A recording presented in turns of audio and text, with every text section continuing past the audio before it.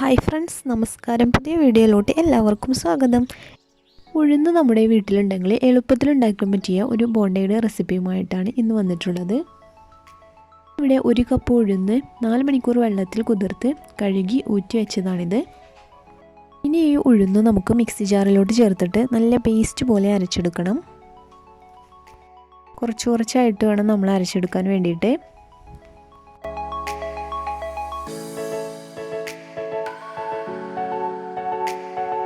First batch നമ്മൾ അരച്ചെടുക്കുമ്പോൾ ഒരു പച്ചമുളകും ചെറിയ കഷ്ണം ഇഞ്ചിയും 2 വെളുത്തുള്ളിയും കുറച്ച് കറിവേപ്പിലയും 2 ടേബിൾ സ്പൂൺ വെള്ളവും ചേർത്ത് നന്നായിട്ട് അരച്ചെടുക്കണം.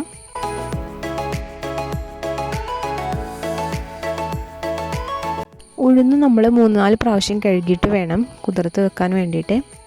ഉഴുന്ന് കുതിർത്തെടുത്ത വെള്ളം വെച്ചിട്ടാണ് നമ്മൾ അരച്ചെടുക്കേണ്ടത്. ഇങ്ങനെ ചെയ്താൽ നമ്മുടെ ബോണ്ട നന്നായിട്ട് തന്നെ കിട്ടും. അങ്ങനെ ഫസ്റ്റ് ബാച്ച് ഇവിടെ നന്നായിട്ട് ഞാനിവിടെ അരച്ചെടുത്തിട്ടുണ്ട്. നമുക്കിതൊരു പാത്രത്തിലോട്ട് മാറ്റി കൊടുക്കണം. ഇനി ബാക്കിയുള്ളതും കൂടി ഇതുപോലെ നമുക്ക് അരച്ചെടുക്കണം.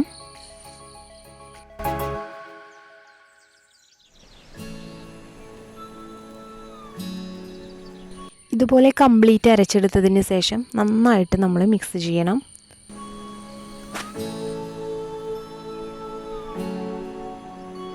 കൈകൊണ്ട് ഇതുപോലെ നന്നായിട്ട് അടിച്ചെടുക്കണം.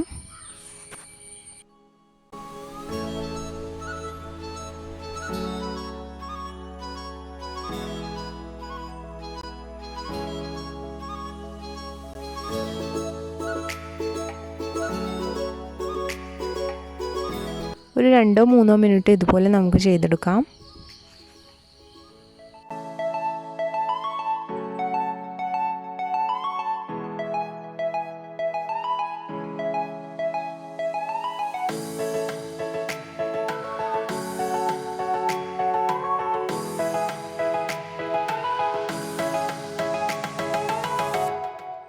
ഇത് ഇൻസ്റ്റൻ്റ് ആയിട്ട് ഉണ്ടാക്കാൻ പറ്റുന്ന ഒരു ബോണ്ടയാണ് കേട്ടോ.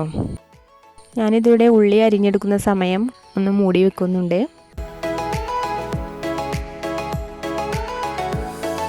ഇനി ഇതിലോട്ട് നമുക്ക് കുറച്ച് മല്ലിയില പൊടിയായി അരിഞ്ഞതും ഒരു സവാളയുടെ പകുതി പൊടിയായി അരിഞ്ഞതും ഇതിലോട്ട് ആവശ്യമായ ഉപ്പും ചേർത്ത് നന്നായിട്ട് മിക്സ് ചെയ്യണം.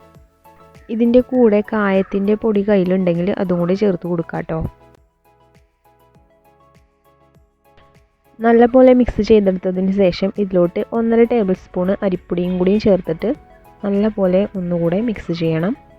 ഇത് നമ്മൾ അരച്ച് കഴിഞ്ഞ് റെസ്റ്റ് ചെയ്യാൻ വെക്കുന്നുണ്ടെങ്കിൽ ഫ്രൈ ചെയ്യുന്ന സമയത്ത് ഉള്ളിയും അതുപോലെ തന്നെ മല്ലിയിലയും ഒക്കെ ചേർത്ത് കൊടുത്താൽ മതിയാകും. ഇനി നമ്മൾ ഫ്രൈ ചെയ്യാണ്. അതിന് വേണ്ടിയിട്ട് ഓയിൽ ചൂടാവാൻ വെച്ചിട്ടുണ്ട്. സൺഫ്ലവർ ഓയിലാണ് കേട്ടോ ഞാനിവിടെ യൂസ് ചെയ്തിട്ടുള്ളത്. അതിലോട്ട് ഇതുപോലെ ചെറിയ ബോളുകളാക്കിയിട്ട് ഇട്ട് കൊടുക്കാം. ഒരു മീഡിയം ഫ്ലെയിമിൽ വെച്ചിട്ട് വേണം കേട്ടോ അതുപോലെ ചെയ്യാൻ. നല്ല ഹൈ ഫ്ലെയിമിലാണെങ്കിൽ പുറം ഭാഗം പെട്ടെന്ന് കരിഞ്ഞു പോകും, അതുകൊണ്ടാണ്. എന്നിട്ട് ഇതുപോലെ തിരിച്ചും മറിച്ചും ഇട്ടിട്ട് ഒരു ഗോൾഡൻ ബ്രൗൺ കളറാകുന്നവരെ നമുക്ക് വേവിച്ചെടുക്കണം. ബേക്കിംഗ് സോഡയൊന്നും ചേർക്കാതെ തന്നെ നന്നായിട്ട് തന്നെ കിട്ടും കേട്ടോ. ഫ്രൈ ചെയ്യുമ്പോൾ ഇതുപോലെ പൊങ്ങി വരില്ല എന്ന് ടെൻഷൻ ഉണ്ടെങ്കിൽ ഒരു പിഞ്ച് ബേക്കിംഗ് സോഡയും കൂടി ചേർത്ത് കൊടുക്കാം കേട്ടോ. ഞാനിവിടെ ബേക്കിംഗ് സോഡയൊന്നും ചേർത്ത് കൊടുത്തിട്ടില്ല, എങ്കിലും നല്ലപോലെ നമുക്ക് കിട്ടിയിട്ടുണ്ട്. അങ്ങനെ ഫസ്റ്റ് ബാച്ച് നമുക്കിവിടെ റെഡിയായി കിട്ടിയിട്ടുണ്ട്. നന്നായിട്ട് തന്നെ കിട്ടിയിട്ടുണ്ട് കേട്ടോ. ഒട്ടും ഓയിലൊന്നും കുടിക്കാതെ തന്നെ നമുക്ക് കിട്ടിയിട്ടുണ്ട്. ഇനി ബാക്കിയുള്ളതും ഇതുപോലെ തന്നെ നമുക്ക് ഫ്രൈ ചെയ്തെടുക്കണം.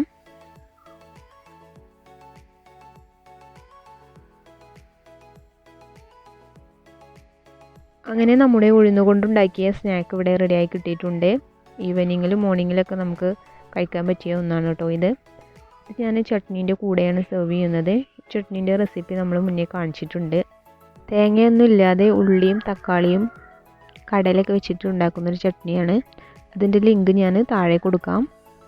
അപ്പോൾ ഇതായിരുന്നു ഇന്നത്തെ എൻ്റെ വീഡിയോ. എല്ലാവർക്കും ഇഷ്ടമായി എന്ന് വിചാരിക്കുന്നു. അതുപോലെ തന്നെ എൻ്റെ ചാനൽ ഇഷ്ടമായ ലൈക്ക് ചെയ്യാനും ഷെയർ ചെയ്യാനും സബ്സ്ക്രൈബ് ചെയ്യാനും കമൻറ്റ് ചെയ്യാനും മറക്കരുത്. ഇനി പുതിയൊരു റെസിപ്പിയുമായി വരുന്നതുവരെ താങ്ക് യു.